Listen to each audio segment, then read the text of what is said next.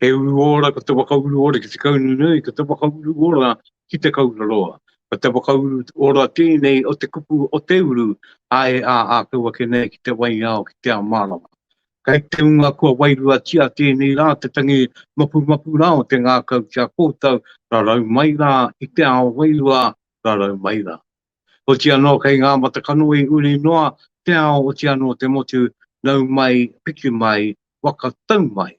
Ana ki tēnei o ngā wāanga, e kia nei ko te kupu o te uru e pāpāoa ke nei. Me te maara ki atua no ki ngā reo irirangi, e tū mai nei ei tai tuara mō tēnei o ngā otaka. Koia tērā, ko te reo irirangi o Taranaki, ara te korimako. Koia nora tērā, ko te reo irirangi o Whanganui, te tatua no ki te roe o rangi tāne, ko te reo irirangi, ara o rangi tāne, kia ore e tēnei. Nō rea kia ora mai rā tātou ko Rauru Broughton tēnei, te wakaputa nei e nei kōrero.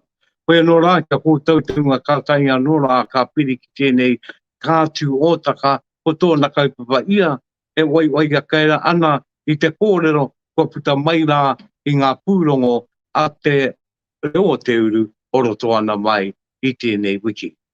Nā runga i tērā i te iwi a me aro atu rā te kikiro. Koia rā tērā ko tēnei o ngā uri o roto o Taranaki maunga, te maunga tito ea. Ko tōna ingoa, ara koia tēnei ko Bobby Campbell a Luke, ko Dr. Bobby Campbell Luke tonu tēnei. Ko tāna mai, a ko uru atu aia ki ngā mai o rongo. Te atua o rongo, me ona tini mata, me ona tini āhuatanga. Ei wai anga mai, i e te i tie, i nā, i e te i kākau, ara a mate ao. Me pēnā te kōrero. Nō re ko tēnei o ngā Pūrongo, e aro atu ana ki tēnei uri o Taranaki wenua, o Taranaki roe, ana me ana nei mai mi aro, ana kua puta kau iaia. Nā runga i tērā, me uri atu tātou ki te Pūrongo.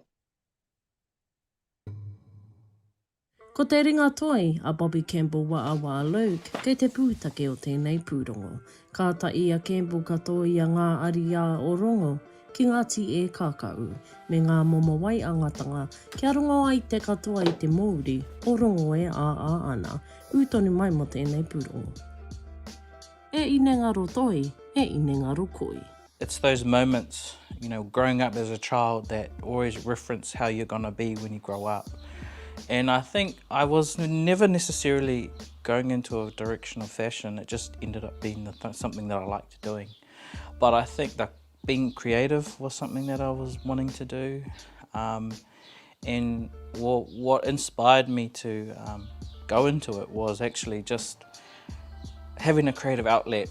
I just fell into it really, and it just became part of what I did.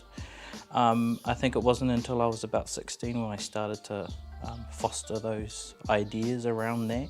I wanted to be an artist, a film, I wanted to be everything. And I just naturally fell into that space. Nā tōna ngā kaunui ki ngā āhuatanga o ngā mai toi, I tō mina I tōna ngā kau ki tēnei mai. I was always attracted to images. I was always attracted to the things that were around our home. At the time, you know, the mate on our wall in our wharenui, what Nan wore to, you know, all these stories and exchanges. It was, and that moment when you have that time with like your whānui and looking through and feeling nostalgic, looking at photographs, that for me was something I found a segue into looking at different clothes and how that could look like, and trying to find a journey where something could be authentic to myself. How I incorporate it wasn't necessarily innately Māori, and it was something that I could reference myself to. So having a mood board, so a mood board is a collective images of precedences or inspirations. On those mood boards, they tend to be quite like, just get something off Pinterest or off the internet. But I used our family album as a mood board and kind of pinpointing nostalgic touch points in there. And then that's where this whole apron kind of vibe came out when I first started to make kakahu. Nā tōna waka tipuranga, I poi ana mai toi. The kitchen has always been a space of interest to me. You know, growing up with mum never spoke Māori. She was always in the back. So I grew up with her at her knee all the time, and you know, I started to look at other ways of how can taranakitanga be a part of the research, a part of my own identity. And it wasn't until I spoke with Koro that, you know, talking about rongo and how rongo activations can be a place of understanding how we can communicate who we are. So trying to investigate who rongo is and how he works within our spaces, I had to turn around and just look at my mum. You know, she is rongo. She's the one doing the work. She's looking after. She's you know, creating balance on wherever we are. She's the part of that equilibrium that we have. So seeing it as an energy kind of like inspired the whole methodology of how to create a collection or how to create a film or any kind of output that I had. So rongo became the ahotapu of my whole work. E wa anei te atua o rongo, kia rongo ai te au I ngā rongo o te haotoi. There's a saying by Merita Mita. If my Māori films can create impact, then that's my form of revolution. So if whatever I can do to create that impact and that can be part of the revolution, well then that's another form of indigenizing or decolonising the space. Ko tōna mana ko nui, ka wai ua āna mai ki te unga, e wai mai ana. Rauru Broughton pui, te reo o te uru.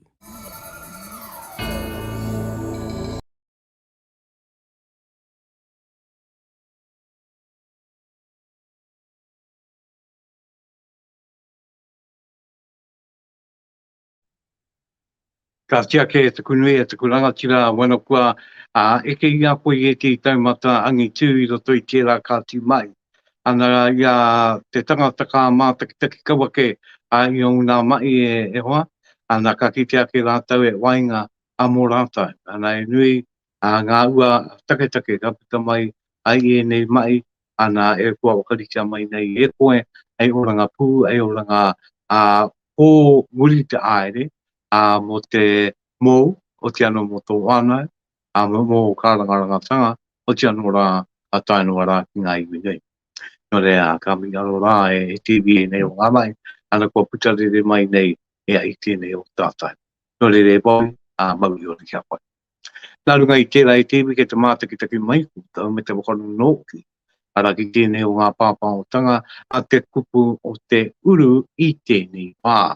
Tēnei wā o te raumati, ka rawe rā tēnei wā o te tau e tātai mā. Ka tai e raumati ko tēnei mo te wāroa. Ka tai e raumati ko tēnei mo te wāroa. Nā runga I tērā ko te pūrongo te waia tēnei e pūrongo wei.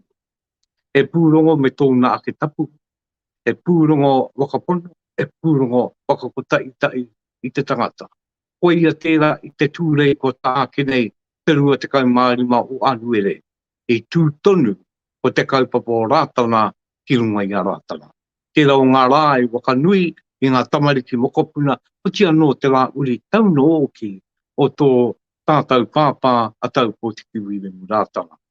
I roto I tēnei pūrongo oki e tātau mā e kōrero tiana ko te reo o te uru me tōna pānga ara ki tērā o ngā wakaturanga.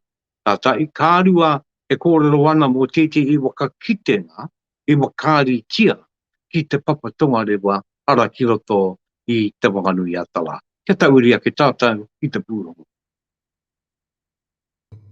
Ia te tau, ko te pāo rātana, te pukapū, te wāi e ui ai te tini moriu o te motu, waka nui ai te rā wānau o tau pōteki urumu rātana, te tangata I whakatū ai te hāhi rātana. Engari I tēnei tau, kua tino rereke ngā whakahaerenga nā te mate kōwhiori. I tonoa e te hāhi kia noho tonu ngā moriu ki o rātou ake pariha, kai horapa haere te mate urutā, koe nei te take I whakapaohia e te reo o te uru, te I kaupapa, kia toro atu te hāhi ki ngā moriu ki o rātou ake kāinga. Ko te mehemi te kaipānui matua o te otaka nei. I roto I tēnei wā o te mate uruta, ko whakakorea tērā āhuatanga, te tokomaha, te aramaiki ki rātana nei. Nō reira, i whakarohia nei e te hāhi, kia tūhono atu ai ki tēnei o ngā rato ngā pāhemo o te reo o te uru, kia kawea te kaupapa o tira, kia kawea te wairua o te pā, ki te iwi mōrehu whānui e noho maina ki ngā pito katoa o te motu. E tāna, e tikana kia tū tēnei kaupapa. Ko te mate uru tā kei waingine a tātou, te ao. Nā reira koe nā mātou e hiahea ana ki te whakapaoho, kia rātou, i roti a rātou pariha, takiwā, e whakatautoko tā rātou whakamimiti tēnei rā, me ngā kupu a te māngai rawa ko periwiri tua. Hei arihi i a tātou, i a rātou i tēnei rā. Te āua nei e tino rere kē te wairua ki te pā o rātana. Whā te kaumārua taku aku tau i nai nei, nō reira ko whā te kaumārua ngā tau whakanui au i tēnei kaupapa ki roto rātana pā, tēnei te mea tuatahi, te huiwinga tuatahi e pēnei ai. Heri te mea pauri ana, heri te mea moke ana, engari ka arohatu ana ki tō tātou iwi. Ki tātou iwi, e kore tae rātou te hikoi, te takahi nei i roto i ngā hikoinga, i ngā tapuai o ngā mātua o ngā tūpuna.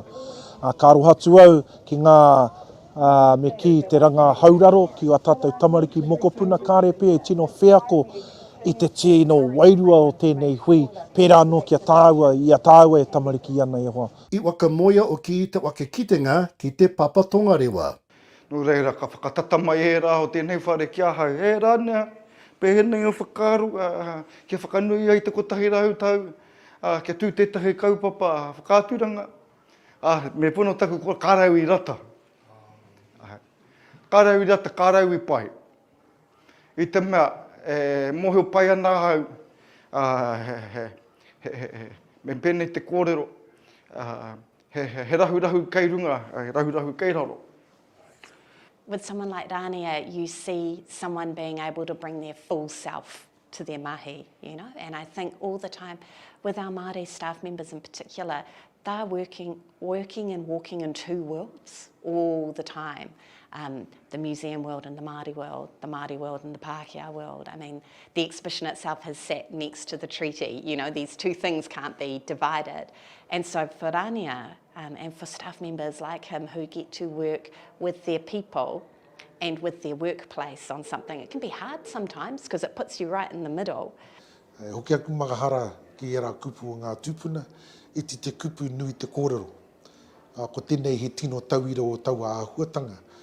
Aha ko iti tēnei wāhi o te papa, he kaupapa nui o roto, tuatahi, anā ko te haki rā, nei ko tahi te atua, ko ihua, matua tama wairua tapu ngānei rapono me te māngai. Kia ora tonu ai te o āki o te kai wakaora o tau pōtiki Wirimu Rātana. Iriwere rerikura, te reo o te uru.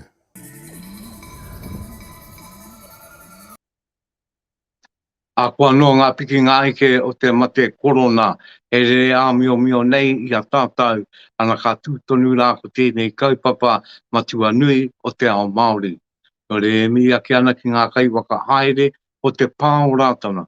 E āpai tū ake ana i te kaupapa, kua kei roto ana mai te marangai kapa kia. Ka re tonu rā ko te waka i tōna aere, ara i rungai tonu i te pai o te moana.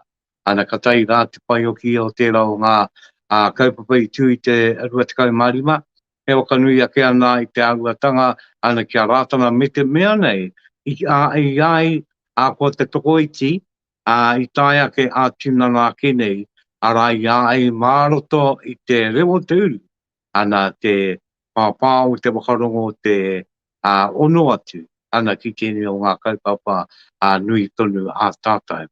Koe rau ki te pai, e ki te ake ana rā tātou i roto i tēnei kātua āhuatanga, koe nei te āua o te ao e noho nei tātou.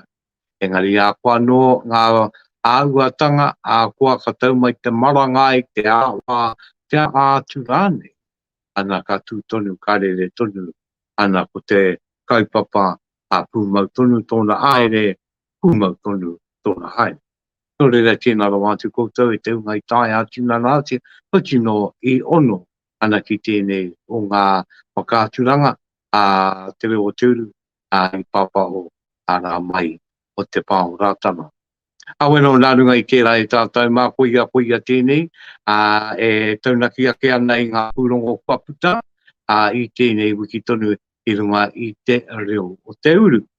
Nā runga I tērā mai te roe o ngā tiapa aweno ngā wairiki koe a tērā te tūranga o te Pāoratanga, tūranga wenua, ana kārere āmio tonu a te rere ki roto I a rangitāne tangata, ki te rio o te roe o rangitāne. E a rā kai reila weno titi kaupapa me kia mai aroha. Engari e whānui ka puta e angi tū ka rewa. Ko ia tērā e tātou wā ko te wai e kia e ko ōkio. E wai tēnei ko e wai wenua. Kua wakaritea mai ai, e wai no mo te unga e ngana nei, mo te unga kukore nei e kāinga I tēnei wā. Engari, ara tua no e ti awina, ara e ti manakitanga ka puta kia rātou. Nā runga I tērā, anei te Pūrongo. He ua te ara hikoi mai nei tokorua ki te hoko I tētahi kāinga mā Raua, me a Raua tamariki, toko whā. We ended up out issues through a family friend, and they were all good to begin with. And then all of a sudden our rent got raised to $200 a week. We couldn't afford that with 4 kids in the bus with us. And there was no power on the property, no water. We had to source all that stuff ourselves. So we ended up in a massive deficit for somebody else's gain. We've been living in this bus almost a year, it'll be a year in April. So once we're more settled and on our feet, we want to give back. So we want to make this permanent and yeah. E noho ana te whānau sharp ki tēnei pahi, e tū ana ki runga I te wāhine. Kua rua tau I nei rātau e noho kāinga kore ana. Nā runga I te ekenga o te utu hoko whare kiro o te papaioia, ki te whiturau, 50 mano tāra, ekenga nui whakaharahara. Ka noho tawhiti tonu te moi ā mā tēnei whānau, ki te hoko kāinga, mā rātau. This is our second time being homeless. We had no support the first time. The second time, yeah, this has been our saving grace. We want to make this long term and then give back.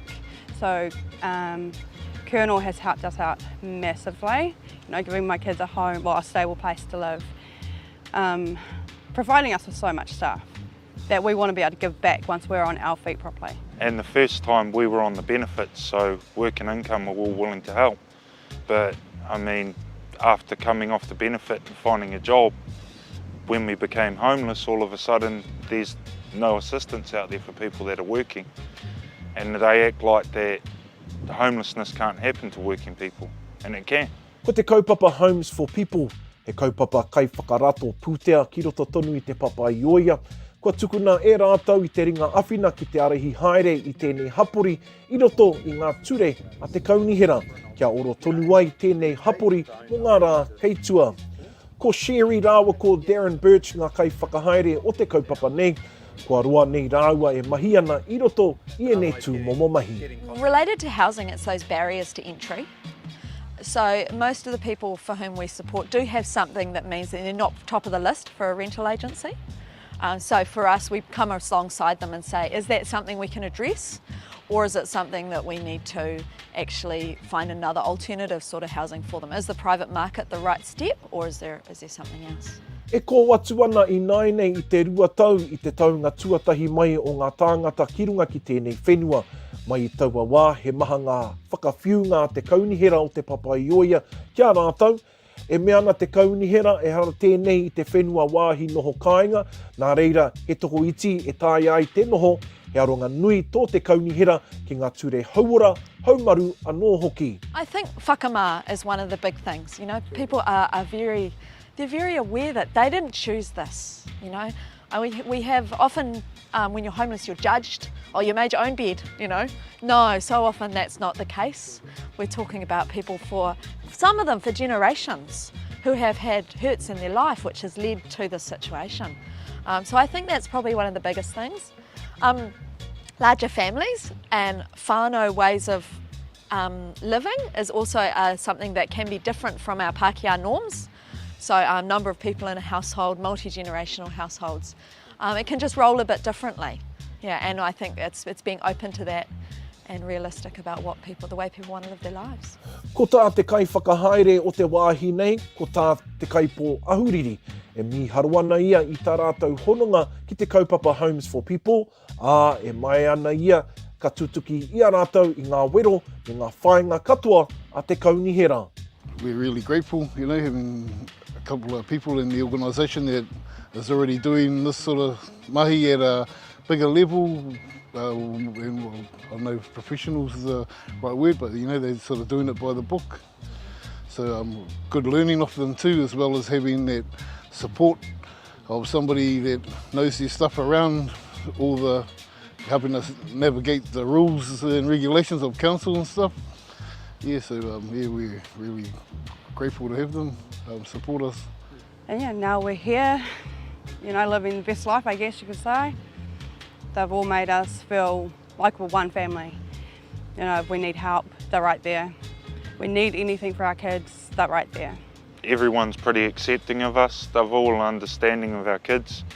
Our youngest son's quite active, likes to roam around, but Free spirit, they call it. Everybody helps out everyone, and they've all made us feel more than welcome. Hei whakakōpani, ko tā ahuriri kōrero anō, ko tahi anake te ture matua ki tēnei wāhi, me whakapai ake i a koe anō. Te mehemi te reo o te uru.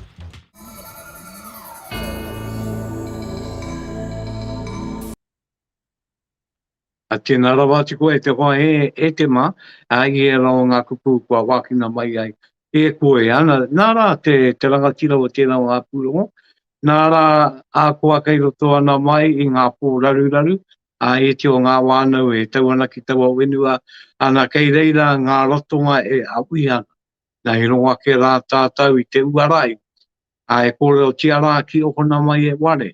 No re eri te mea, kei roto ana mai te pauritanga nae, no kei reira oki, me ki au ko te maramatanga e tia o maira.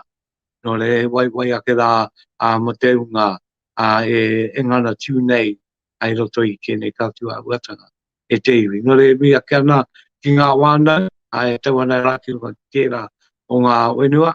E rongo ake ana oki i e tino ngā tino āhuatanga. Ana kua pā kia mai ki runga kia tātau, kua pā ki runga kia tātau ki te tangata. I tēnei ao e tūnei. E nui ngā āhuatanga. E nui ngā āhuatanga wera, ana kua pā tuki mai nei ki runga i te tangata. O ti anō a mo te a i te ngana. A mo te a o ki, i tēnei mea te au ina nui, a te rā tini puna, ana katae, ana ki te raupi i te wāna. No re kua ngangakau, te rongo ake i e nei kupu awina, e kua ngangakau, e ki te uarai ana ki mana ki tia ngā wānau nei. No re mauri tū, mauri tū ki runga kia putau. O te anō e te iwi ko tāia ke rā ki tā tātou nei Pūrongo wakamutunga mo tēnei rā. Whenora, ko ia tērā, ko te kupu ko te rā. E rā ako, e rā kina, e rā wakawanau. I tū ki roto i te rio o te roe o Taranaki, ki te kāinga nei, ki te uiwi nei o ngā timutunga. Ana i taia ke e te o ngā ratonga, ki te wakakotai ngā iwi o reira, ngā tamariki o reira, ko te ikoe aere i ngā wā i tapu te o ngā mai, ara ko te ako i ngā koro mo te tupuna nei, mo te rangi i roa, o e rā kātua āhuatanga, e a kina kua anō te mai, ana i kawe ai tēnei rā wakawanau. Ana i a te aroa Broughton pue, me tēnei o ngā Pūrongo. Ko e oranga pautama i raro i te parirau o Sport Taranaki, ngā kaipupuru i tēnei kaupapa. Ko te au oki o te mātauranga ka pūrere ngātai ki te wāngai ngā mata kano i ora o Taranaki. Utoni mai mo tēnei Pūrongo. Ko te au o te auora ka pupu i nei. The main purpose was just to bring people together and try and encourage some activation, participation and just enjoying whanaungatanga really. Ko te wakawanaugatanga te mātā pono, I tō ia I ngā tātara ki tēnei kaupapa. We camp out here every year, and so it was an opportunity for me to do some mahi out here and bring in some other organisations, including the iwi, just so that we could do stuff with the kids, have some fun. So we've got Icon Sports with Mr. Bennett, and we had Waitara Health and Fitness, Waiti and Te Rangi, they came out on Wednesday. We've had our play lead from Sport Taranaki, Laura, so she came on Tuesday and did some play activities with the tamariki, so that was really cool. And then today we've got Mr. B back, and also Ngāti Mutunga's come down today to do harakeke and hikoi. Ko te maita iki e te I kaupapa a apori, ki te waka aere I tēnei kaupapa, e I ira ai te ngā kau o ngā tamariki. So today we ended up showing the tamariki how to do a little bit of mahiraranga, some weaving, and really because of the age group it was mainly just getting them to enjoy themselves while they do it. Yeah, nothing too serious, just nice and relaxed atmosphere and a good environment for them to be able to soak in what they were also making, which was the ika. That ties in with the relationship of our tūpuna Te Rangi Hiroa, who's also, which was the birthplace for him here in Urenui, and how he was also really, he loved the moana, he was brought up here, so this was just part of them helping to understand some of those gifts that he brought to our people as well with his mātauranga. E wā ngai ngā akoranga o te toi Māori, e waka auwi ngā akoranga a tārangi Iroa ki ngā uri wakatipu. Because I run a lot of sports days in schools, I've got equipment for various activities. So I thought, well, it'd be a good idea to soak up a few of the kids and give the parents a bit of spare time doing some of the activities I do in schools. So they're basically tabloid activities. So I've got a tennis ball machine here and I fire the ball out, and when their interest's getting a bit low, I bring the giant tennis racket in. That racket's bigger than some of the small kids, and some of the small kids can actually swing that and hit the ball. Coordination's pretty good. Also seen all the kids coming in and joining in with the parents, because the parents have been really great. Play with the ball machine and help pack up, because it's a cool game and it's good fun, and you're spending time with your friends. E ai kia Kingston, ko te noo tai ki tōna whānui, tētai painga o tēnei kaupapa. Next year, we've kind of come up with some other big ideas. Mr. Bennett definitely wants to do something like this again, and we talked about maybe a couple of sessions at night because it's a lot cooler. We've had 29 degrees heat, so it's been pretty intense here on the green. But yeah, lots of kind of ideas coming through, so it's definitely something that we want to do in the future. Ei kō kiri waka mua I te kaupapa, e ia no Wallace, kia tū anō tēnei kaupapa, ei te rātau.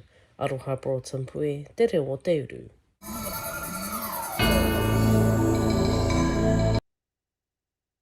E tina e toka ana te manawa I te ora.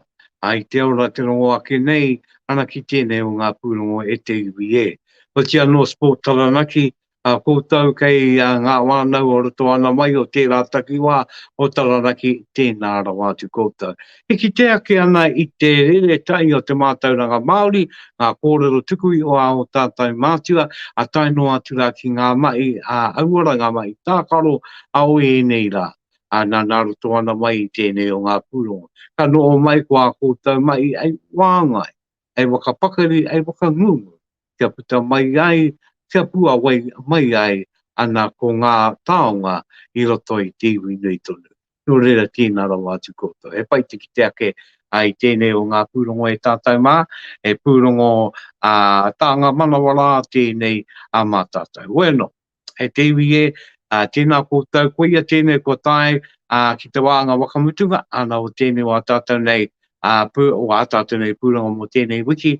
Kia mau tonu ki te REO O Te Uru I a te wiki, kia mau oki ki tēnei o ngā pūrongo, ara ki tēnei o ngā otaka, ara kia te kupu o te uru me te marama, anō oki e te iwi tēnei rā mātou o te wānau, o te REO O Te Uru, e mi I kaua ki nei kia koutou. E mi I aru ake ana kia koutou, katoa, tae ake ki te unga, i tuku mai, i tuku mai, i tuku mai. Ko ngā kōrero, ko ngā kaupapa, kia rāngona mai e te ao, kia rāngona mai e te pō. O te anō e te māngai pā o tēnā rawa atu kōtau. E koro wai a uru mai nei tēnei kaupapa, awa no ai pai ngā mo te iti mo te rai. Te māngai pā o tēnā kōtau, e a kumana, e a kureo, e a kukāranga, uri noa, tēnā kōtau. Tēnā kōtau, ki runga, ki rau, ki wao, ki roto, rire, hau, pai mai.